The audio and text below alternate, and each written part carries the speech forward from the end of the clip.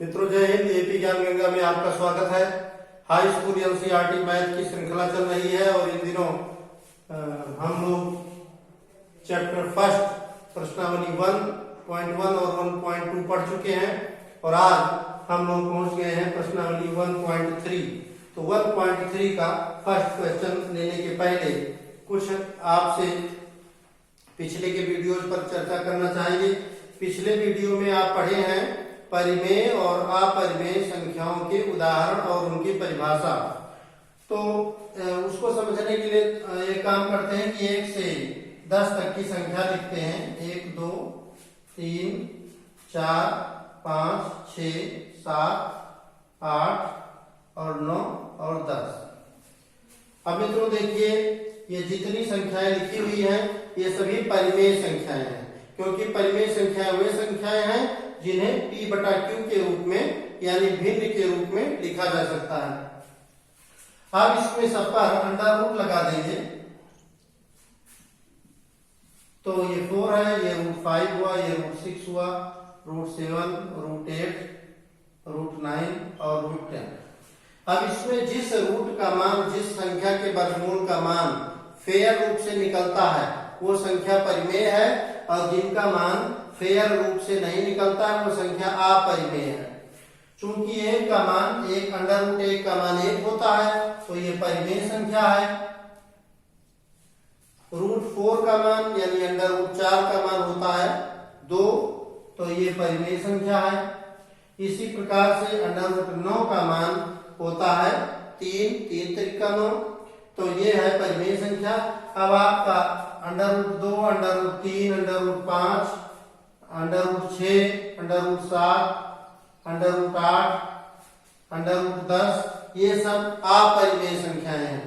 तो आप देखिए इसी में से ये जो पहला सवाल है इसे लेते हैं। पहला सवाल है सिद्ध कीजिए √5 एक अपरिमेय संख्या है। आप देखते हैं इतनी 10 के बीच में, 1 से लेकर 10 तक के बीच में ही इतनी परिमेय संख्याएं आपको मिली। √2, √3, √5, √6, √7, √8 और √10। तो इसी में से ये वाली संख्या दी गई है और पूछा गया है कि ये √5 एक अपरिमेय संख्या है, सिद्ध करिए। इसी प्रकार से आगे यहाँ के सवालों में यदि आपसे कहा जाए सिद्ध कीजिए √2 एक अपरिमेय संख्या है, आप उसी भांति हल करेंगे। सिद्ध कीजिए √3 एक अपरिमेय संख्या है, आप उसी भांति हल करेंगे। तो ये रफ आपको समझाने के लिए था। अब हम फेयर क्वेश्चन जो अपना है √5 एक अपरिमेय संख्या है, इसको हल करने के लिए चल रहे हैं। तो आइए, परिभाषा हम लोग पहले ही पढ़े हैं कि यदि कोई संख्या p बटा q के रूप में लिखी जा सकती है तो वो संख्या परिमेय है, और यदि कोई संख्या p बटा q के रूप में नहीं लिखी जा सकती तो वो अपरिमेय है। आइए यहाँ रफ के कॉलम में देखते हैं कि p बटा q का मतलब हुआ, p बटा q का मतलब हुआ भिन्न की संख्या। भिन्न वो संख्या जिसमें अंश हो और कुछ ना कुछ नीचे हर के रूप में हो। परिमेय संख्या की एक शर्त और है कि q का मान कभी भी शून्य नहीं होना चाहिए, यानी q नॉट बराबर 0। तो सबसे पहले जो √5 एक संख्या है अपरिमेय, इसे हम ये मानते हैं कि मान लो यह एक परिमेय संख्या है, और उसके आधार पर आगे बढ़ते हैं। तो सवाल को सॉल्व करने के लिए सबसे पहले क्या करेंगे कि माना √5 यानी √5 एक परिमेय संख्या है। मान लेते हैं कि ये जो √5 है ये एक परिमेय संख्या है। अब यदि ये परिमेय संख्या है तो इसे भिन्न के रूप में यानी p बटा q के रूप में लिखा जा सकता है। यानी हम लिखेंगे p बटा q इक्वल्स √5। p बटा q बराबर √5, और ये p बटा q लिखने में एक शर्त होती है मित्रों कि q का मान कभी भी शून्य नहीं हो सकता। यानी हम यहाँ लिख देंगे q नॉट बराबर 0, यानी q का मान 0 के बराबर नहीं है। अब क्या करेंगे, रूट हटाने के लिए, चूंकि हम जानते हैं कि जो 5 संख्या है ये परिमेय है, लेकिन अंडर रूट 5 संख्या अपरिमेय है। आप इसके पहले अभी आपको समझाया गया है 1 से 10 तक की संख्या लिख करके। तो अब इसको हम क्या करेंगे कि इसको वर्ग में करेंगे, इस संख्या का स्क्वायर कर देंगे। तो स्क्वायर करने के लिए देखिए दोनों वर्ग करते हैं, तो यहां लिखिए दोनों और वर्ग करने पर। डियर स्टूडेंट्स, जब संख्या का वर्ग करेंगे तो क्या हो जाएगा, ये p अपान q है, इसका वर्ग हो जाएगा बाएं तरफ और दूसरे तरफ है √5 और इसका वर्ग हो जाएगा। अब यहाँ एक चीज ध्यान देने योग्य है कि यदि किसी संख्या पर रूट यानी अंडर रूट और स्क्वायर यानी बाहर दो घात दोनों लगा है, तो स्टूडेंट्स ये आपको ध्यान रखना है कि अंडर रूट और स्क्वायर अगर किसी चीज पर लगा है तो दोनों खत्म हो जाते हैं, केवल आपका बचा 5। और यहाँ हो गया p square upon q square, p square upon q square, ये आपका हो गया 5। पुनः इसको देख लेते हैं। माना अंडर रूट 5 एक परिमेय संख्या है, सिद्ध करना है यह परिमेय है, लेकिन आपने मान लिया कि परिमेय संख्या है। तो परिमेय संख्या है तो इसे p बटा q के रूप में लिख सकते हैं, p बटा q बराबर अंडर रूट 5। अब इसको क्रॉस मल्टीप्लाई करते हैं या पहले इसको वर्ग कर लेते हैं। तो वर्ग करने पर p बटा q दोनों स्क्वायर में हो गया और अंडर रूट 5 का स्क्वायर करने पर 5 हो गया। अब इसको तिरछा गुणा कर लेंगे, तो तिरछा गुणा करने में p स्क्वायर एकम p square equals 5q square, p square equals 5q square. और इस टॉपिक को, इस प्रकरण को यहाँ घेर देंगे। इसका मतलब ये है कि जो p स्क्वायर है ये q स्क्वायर के 5 गुने के बराबर है।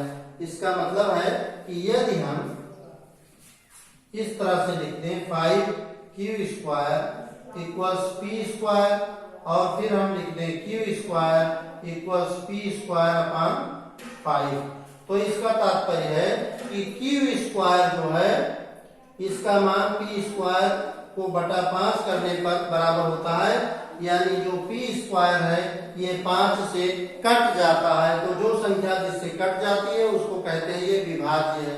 तो ये हम लिख सकते हैं कि p स्क्वायर 5 से ये है विभाज्य है।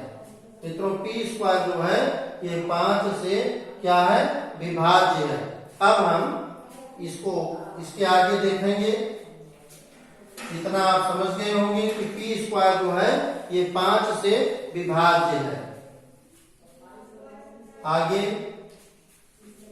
आगे हम ये टॉपिक फिर से लेंगे, यानी 5q square equals p square.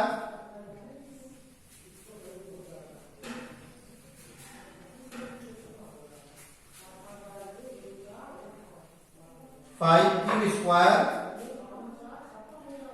Equals p square, और चूंकि p स्क्वायर जो है वो 5 से विभाज्य है तो इसका वर्ग भी 5 से विभाज्य होगा। तो ये मानते हैं कि p जिस 5 से कट सकती है यानी 5, और जितना बार भागफल जाएगा उसको हम लिख लेते हैं r। तो ये p इक्वल्स 5r है।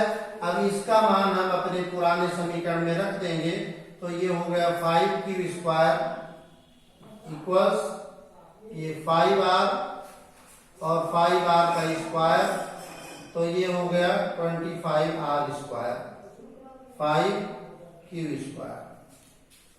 अब मित्रों देखिए 5 ये भी 5 से कट सकता है और ये कितना है 25r स्क्वायर, ये भी 5 से कट सकता है। यदि हम इसको यहाँ काट दें, 5 को दूसरे तरफ ले जाएं, तो ये हो जाएगा 25r स्क्वायर 25r स्क्वायर बटा 5। अब ये 5 कम 5 और 5 25, तो q स्क्वायर जो है ये हो गया 5r स्क्वायर। अब इसका मतलब है कि q स्क्वायर जो है ये भी 5 से कट जाएगा, यानी q स्क्वायर भी 5 से विभाज्य है। तो यहाँ हम लिख सकते हैं क्यू स्क्वायर भी 5 से विभाज्य है। अब देखिए दोनों संख्याएं p और q, दोनों जो संख्याएं हैं परिमेय संख्या में, उनका अभाज्य गुणनखंड केवल एक होता है, और यदि दोनों संख्याएं एक ही संख्या से विभाज्य हैं तो ये विरोधाभास की बात है। तो ये विरोधाभास का मतलब है कि ये दोनों विभाज्य हैं, जो कि यहाँ लिख देंगे विरोधाभास है। यानी अगर दो शत्रु हैं और एक साथ बैठे हैं, ये विरोधाभास है। उल्टा है, यानी ये शत्रु हैं एक साथ बैठे हैं और हंसी खेल कर रहे हैं, चाय पी रहे हैं, ये विरोधाभास है। तो यहाँ हम देखते हैं कि पी स्क्वायर भी 5 से कट रहा है और क्यू स्क्वायर भी 5 से कट रहा है। और कब कट रहा है? जब हम मान लिए हैं कि √5 एक परिमेय संख्या है।